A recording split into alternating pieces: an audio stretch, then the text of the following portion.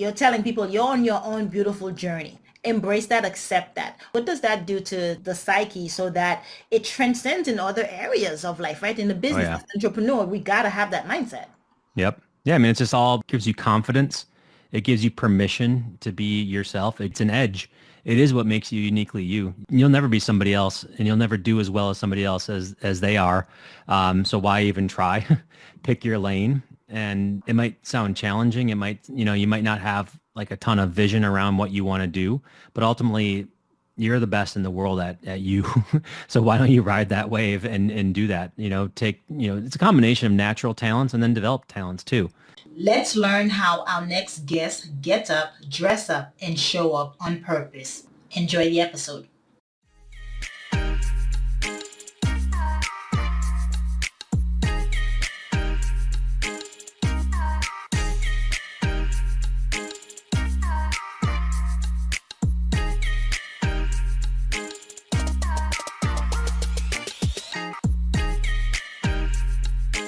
Hello, morning enthusiasts. Welcome to the Best Morning Routine Ever podcast. I am your host, Dr. Lunid, and today I have the honor of introducing a very special guest to the show, Jeff Sauer. He is the co-founder of Measure Holding Group and the mind behind MeasureU.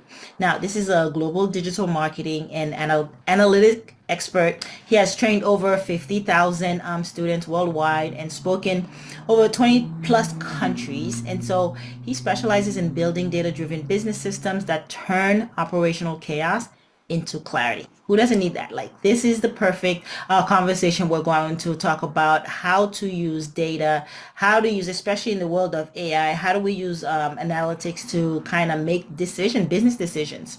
So digital nomad and entrepreneur, and he empowers business owners to scale with confidence through strategic data informed decisions. So I'm really excited to have him on board. So without further ado, Jeff, welcome to the show. Oh, thanks for having me. Of course, my absolute pleasure. I love our hero's journey story. Go ahead and tell us how you got started. Yeah, so I started as a web developer, and then I realized that I wasn't a very good web developer, so I became a marketer. It was by luck. Basically, I created websites for people, and they said, nobody's going to this website. How do I get people to go to my website? And so I started studying that. I learned about things like SEO, paid media, basically everything around marketing in order to help that one client. And then I learned that I liked that more than I liked doing the website stuff. And not only that, but I liked the measurement, because once I was getting people to go to their website, they said, well, how many people went to my website and what was happening? And so I started looking into things like web analytics. This is right before Google Analytics was debuted to the world. I learned about that one, and it turned out that I liked that even more. And so I became a measurement person, because there was nobody out there talking about it, nobody teaching it. And it turned out that just by having learned it on my own, I was qualified to do this for clients and to become a professor to do that too. By happenstance, and then you falling in love with it is always key to kind of keep you going, because then you're just learning becomes a lot faster. Learning curves are shorter Yeah, exactly. in that space. So Google Analytics, you mentioned that, and everybody wants it on their website, speaks about it. Is there an alternative out there to Google Analytics? There are alternatives. There are free ones like Pewick Pro, Matomo, that are out there, but some of them are really good. The reason why most people want to stick with Google Analytics is because it integrates so tightly with other Google products. So if you want to know how you're doing in search, then their integration with Google Search Console really helps you out. If you want to know how your ads are performing, the integration with Google Ads. And so if you're doing anything else, if your marketing revolves around Google, then you're going to want to have some kind of presence in Google Analytics. And because it's free, most people will stick with that. A lot of times people don't like it because they think that it's complicated. It can be, but ultimately it's only as complicated as your lack of a strategy. And so if you don't have a strategy for your business, then it's going to sound complicated because you're trying to get a tool to do your strategy versus doing what you probably should be doing yourself, and the things you should be doing. So yeah, it sounds complicated, but that's really because of a lack of direction. And that's Yeah. pretty much true anywhere. Yeah, that is true. And that's the direction that you provide at MeasureU. That's the strategy that you provide. So tell us about that. Yeah, exactly. So we help people who are doing marketing, which is every business in the world, is digital marketing specifically. We help them make sense of the numbers, decide what they want to track, and then make it so that they can create a beautiful dashboard that shows them in a single screen pretty much how their entire marketing campaign is performing. We do it using a framework called the measurement marketing framework. This is actually different than what most people do is they do marketing first and then they do measurement. So they call it marketing measurement. We say measurement marketing. You need to figure out what result you want to measure and then you market to get to that result.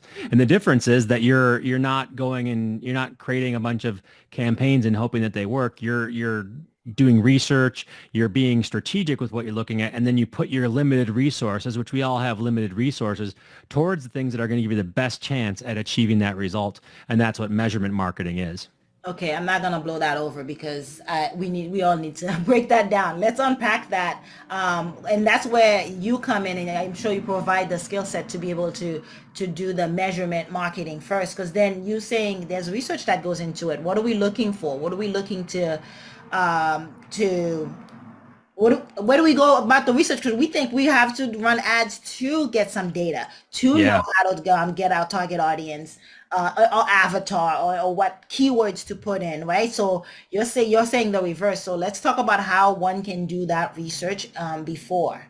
Yeah. So we actually have a free framework called the Measurement Marketing Framework. You can get it at our website, MeasureU.com. And just so you know, that's like the framework is available to anybody that wants that. And it's a 9-part framework. I'm not going to go through all 9 Of parts, of course. course. But the idea is that you plan, build, and launch your campaigns. So you start with a plan, you then build it out what you want to measure and what you want to do, and then you launch your campaigns. And so there is some work that needs to happen before you go live. Even though you are still in an experimental phase, you want to make sure you have a minimum amount of tracking in place before you go live with the campaign. Otherwise, you won't know if it was successful or not. And so it's a 3-phase thing. And honestly, I'll just even talk about the planning phase. There's 3 parts of planning. One is the questions that you're trying to ask of your marketing. Like, what is the whole point of this marketing, right? Then what information would you need in order to know whether or not that was working? And then finally, what actions would you take if you had the answer to that? So if you think about it that way, it's actually pretty nice. Like what questions am I trying to ask? What is the whole point of this? Why am I even doing any marketing? We can all answer that relatively straightforward. Like, hey, how many leads did I get? How is this working? Like those are the questions you're looking for. But a lot of times people are like, oh, I should go on Facebook and run some ads, or I should be doing this, or I should be on TikTok. That's not really a question. That's a tactic. That is just like saying, hey, I'm just going to guess. As to saying, question is, how do I get leads in 2025 the most effective way possible? And then how do I do that the best way, right? That if that's the question you're trying to ask your marketing, then you might do something differently. You're actually, whatever the answer is there, whatever information you can gather, it's going to inform what you do moving forward. So it's basically starting with what is the result as opposed to what is the tactic or what is the platform I'm going after. Starting with the end in mind. That Exactly. is unique. Yeah, that is unique, and it sounds like it would be a lot more effective and efficient because running ads and going into these big platforms can be a bottomless pit. You're just throwing money out there, trying to get sponsored, and you're not getting clicks, and you're just putting money away. And they're not Yeah. converting, and we want to talk about that, right? The need for the conversion, the need to like nurture and kind of get customers, but also nurture those customers, those Yeah. leads as well. Let's dive into that. Exactly. Yeah, sure. So it's funny, like converting is a really good phrase to look at. Like, do they convert to the action you want them to do? And a lot of times people's way of saying, well, it didn't work, then they say, oh, we should test something else. And I don't really, A/B testing, I think, is not really the way to know if your marketing is working or not. And because it's basically saying, if this doesn't work, then I should try that thing. So it's basically, Trial and it's error. giving you, yeah, it's trial and error. It's just it's a scientific way of doing trial and error, which is still, all the math in the world won't prevent you from wasting money on that. As opposed to what we do is we boil it down to there's really 5 points on your marketing or on like a landing page or a sales page or what, on a mobile app, whatever it is, your offer page where they're going to drop off. They're either not going to even engage at all, like they're just going to leave within 5 seconds. They're going to go down, they're going to scroll down a little bit on there, they're gonna see your offer. They're gonna go to the cart. So we call it the I's in the journey. So it's like they all start with the letter I, and we're basically saying, why don't you figure out where they dropped off in the process, and then whichever one isn't achieving the rate that we expect, that's where you need to focus. So instead of saying, hey, I'm going to just try A versus B, we're saying, actually, it's just this little part right here where things are dropping off. If you just fix that, you might fix your entire marketing. And it's so cool because you're not wasting as many resources on the things that don't matter. You're just like I mean, and we really just use two tools to make this happen. Essentially, you use Google Analytics to do the quantitative, and then you use something called Microsoft Clarity in order to do heat maps and to do scroll tracking and stuff like that. Microsoft Clarity is also a free tool. You could even call that an alternative to Google Analytics. I look at it as a complement, but it could be considered an alternative. Clarity is just amazing because it's free and it tells you where people drop off. It's like heat maps. You used to have to pay thousands of dollars for those tools, and Microsoft just gave it to you. Yeah, there's one called, is it Hotjar? Hotjar, yeah, exactly. Yeah, yeah. And that one you see the free trial, but then they do charge you a nominal leg to keep it. But it Yeah, really does speak volume because then you're able to hone in and zone into exactly where yeah. it goes from hot to what, blue? Hmm. No Yep, action, no exactly. reaction whatsoever. And Yeah, so, the heat maps, the session recordings, all that stuff. Now, Hotjar is a great tool. But if you're just looking to get started, Microsoft Clarity is the way that I would go now. And they have a lot of AI features. They're plugged into OpenAI and stuff like that. So they actually have AI built into it as well. yeah, and then you say it's a complement. I wouldn't think Microsoft and Google would link in that way seamlessly, but it sounds like they're compatible. Yeah, I mean, ultimately, you can have both of them on your site without really slowing it down all that much. And so, if you have two sources of truth, it allows you to get a second opinion. That's how I'd look at it.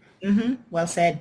I want to dive into SEO and blogs, the importance of that, because you said you used to develop the website, but now kind of do the important part, because people have websites and they just sit there. Yeah. It has to be a conduit, a channel of some sort, right? And the work you do makes it that channel.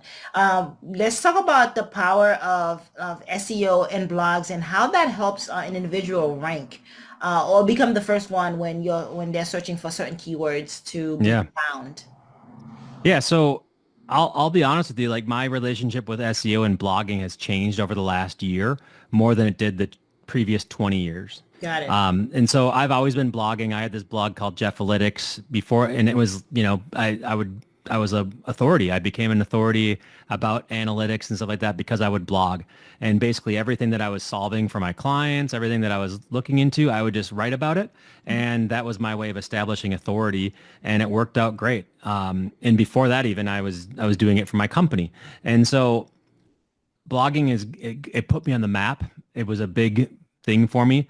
And it got search traffic. Like it was a lot of search traffic. Like we had to get 100,000 people a month going to our website just from search engines, saying that we were the best answer to the questions people had.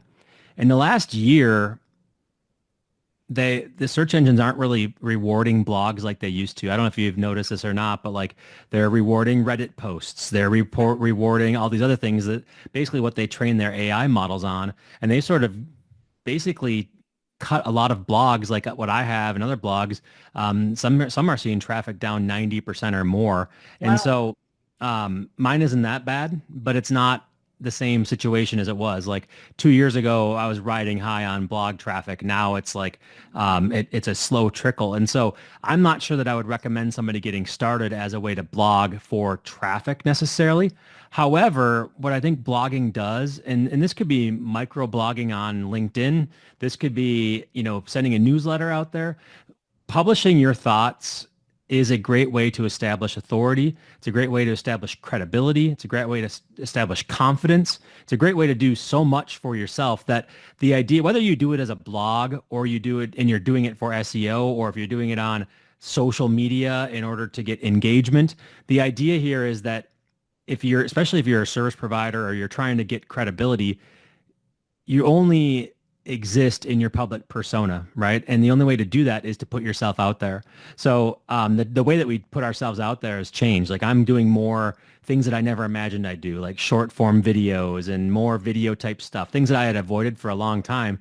But it's like that's the only place you can get noticed now because Google's not giving you that boost that they used to have, And so I've had to adjust Yeah. accordingly. And so I hate to say like it's not that I don't like SEO. I appreciate the value of it. It's just that it's so much in flux right now that I can't, like, as a professional, recommend that somebody go all in on that. What I would say is try to figure out where your audience is. Mhm. Are they searching for stuff? Are they on short form video platforms? Where are they? And then give them what they need. That would be my strategy. And that is changing significantly if you look at all the demographics and where people are being noticed.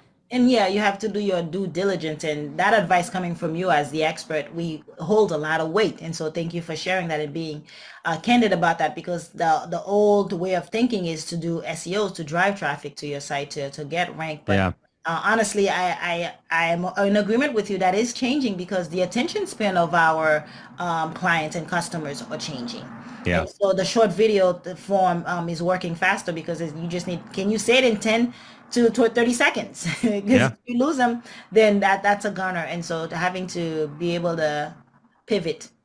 Yeah. And then not only that, but um, you don't own SEO, but you can own other things. Like you can own an email list, you can own your audience out there. So just understanding that what investments you make, what's going to be the return on that investment. And if it still makes sense to do it, do it.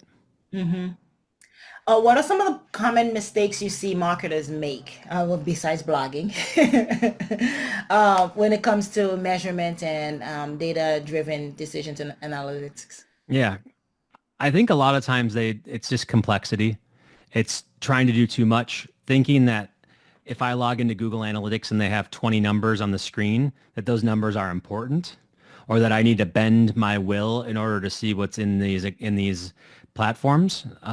Generally speaking, those are what Google thinks is important, but they think that's important for a 10-person blog, or 10 people a month go to a multi-million dollar e-commerce store. They have the same Google Analytics. And so there's no universal what's useful.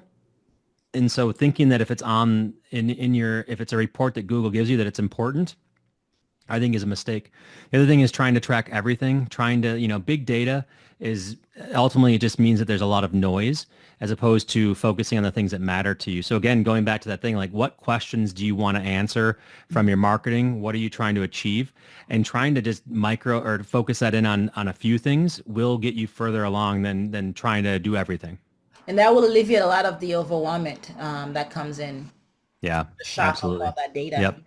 Exactly. I'm giving you permission to not have to do everything. I don't want you to do everything. About 20% is all you're going to need to get 80% of the results, and that's good enough for most of us, especially compared to doing nothing.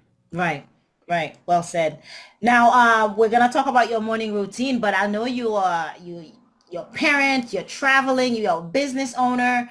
How do you balance it all? Yeah, I mean and I was a little bit nervous about talking about my morning routine before coming on because I was like, it's not always consistent. Mhm. And so but I've learned a lot and I've made adjustments and so I can tell you about my routine, but you're right, being a parent, traveling all the time. I last year I went to 25 countries. No, 15 countries, 16 countries, and my son was with me at 15 of them. My wife went to 16 countries last year too. And so that's crazy, right? Like how do you have a Right. routine with that many countries? And the answer is that I didn't. And I gained a little bit of weight. I was pretty stressed out and I vowed not to do it again. So this year I'm starting off fresh and really getting better at this because I mean, it could be a cliche, but how you start your mornings definitely indicates how your day is going to go. And so I've tried to make sure that I do it right. And so there's principles I can't ignore, and then there's things that are nice to have, and I sort of try to balance that, right? So principles I can't ignore now, I try to do. Nutrition is one that I'm really trying hard on, and that is like, I basically at home I make the same breakfast, and it's like a high protein smoothie with berries and like some, some sometimes juice in there, sometimes like a little local raw honey so I don't get allergies. And like I just make that thing, and that's like my fuel, and it keeps me full till lunch, and it works out great. Another one is working out. So I have a trainer that I've been working with for a few years, and I've been doing morning workouts for 3 or 4 years, and it's like a part of my identity now. Like I can't ignore it. And so even on vacation, I for a while I wasn't taking my workout clothes with me on vacation, and you could tell. And now it's like, hey, I know the hotel gyms at almost every hotel. I'm there working on it. And when I'm at the hotel, I know how to do a buffet now in a way that's healthier for me. That type of stuff. I try to go to sleep before 10 o'clock every day because you never know you're going to wake up. I don't have a consistent wake up time because it's sort of whenever my son gets up and comes into our room and wakes us up. It's sort of what I've been doing. So I steal as much sleep as I can, knowing that I have the human alarm clock coming in. Yeah.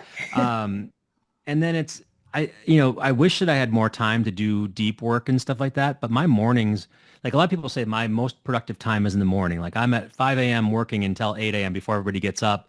But like that's my time with my son and my wife. So like we're hanging out. We're playing on his iPad. We're playing games together. I'm listening to podcasts. I'm just like chilling out. I'm drinking my coffee. Like that's my special time. And I'm never gonna, like, once he turns 10 and doesn't want to do that, I won't ever get that again. So I'm just riding that wave. Like that's my special time. Yeah. Am I missing 3 hours of like deep dive YouTube videos and stuff like that? Yeah. Do I feel bad about it?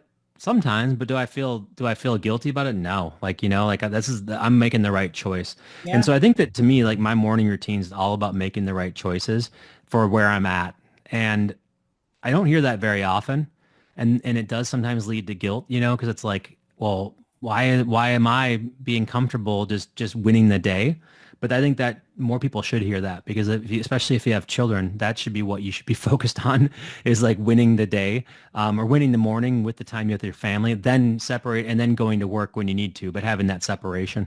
Yeah, what I'm hearing is non-negotiables for your Yeah. morning routine, but also for your time Yeah, with exactly. the family. Then that's pivotal. That's crucial to have in place because it also helps you show up better for your Yeah. clients to work because you have Yep. that in place.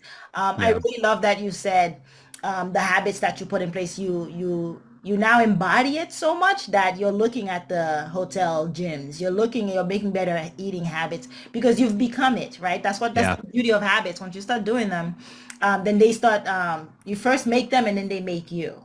Yeah. You don't think Exactly. about it. Yeah. Yep. Yeah. I love that. Yeah, so I'm really glad you're sharing. And the seasonal piece, it is seasonal. We have a 2-year-old here at home as well.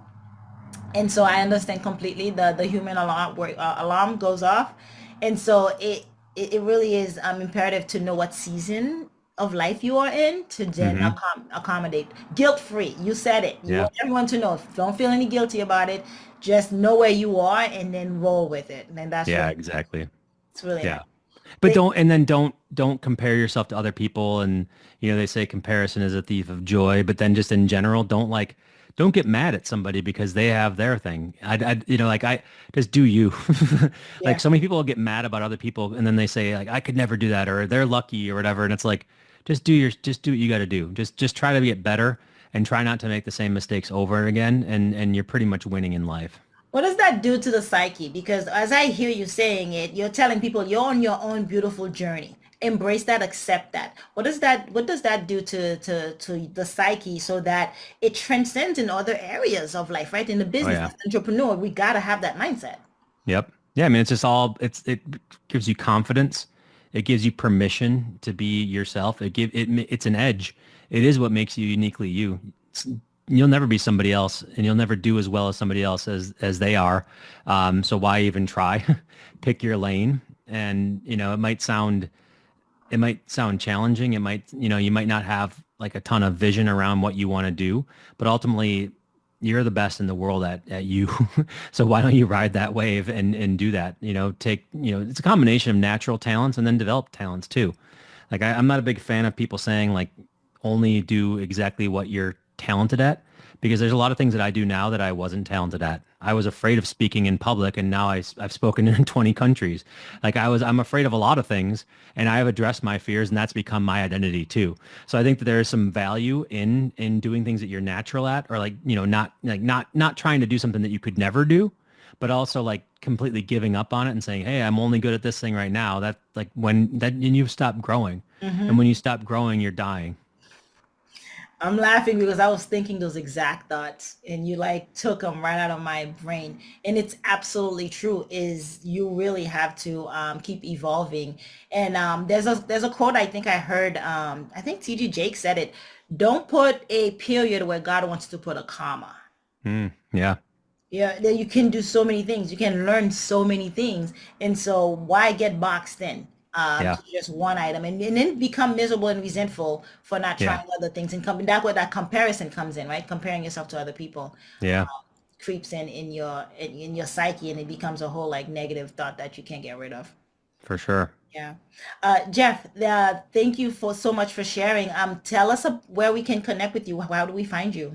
Yeah, so we have MeasureU.com, which we've talked about. There's a free community there. You can sign up and get access to like 50 plus resources, templates, things about measurement, our measurement marketing framework. It's all there. And then we have another brand called Profit School, which I'm really excited about getting out into the world because it's all about AI first business.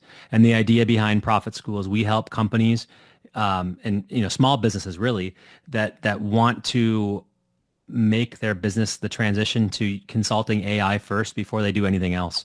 And so instead of having to build a big team or be a manager that you're not very good at, how do you use AI as the way to make that happen? And so I've been down the rabbit hole of AI. I love it. I use it for everything. It's my co-pilot in business. It's a business partner that's there when my business partner isn't. It's 24/7 there for me. And so I have a newsletter that goes out every Saturday that's talking about AI first business and just my thoughts, musings, news, all kinds of stuff. And so if you go to profitschool.com, you can subscribe there as well to that weekly newsletter. Fantastic. And I'm with you with the thing with AI. It's not just for business partner, but also life situation questions. There's a lot that comes out of it that you can find that guidance Yeah. immediately to process some things. And so thank you for sharing that and being candor around that. Jeff, it's been such a pleasure having you on your show today. Thank you so much for coming and joining us. Yeah. Thank you for having me. I appreciate it. Of course. Hope you enjoyed today's episode. Please comment and tell us what was your favorite part, your favorite habit that you are going to try out for yourself today. Comment below. If you haven't already, be sure to subscribe. Until next time, I will see you at the top of your best morning routine ever. Stay blessed.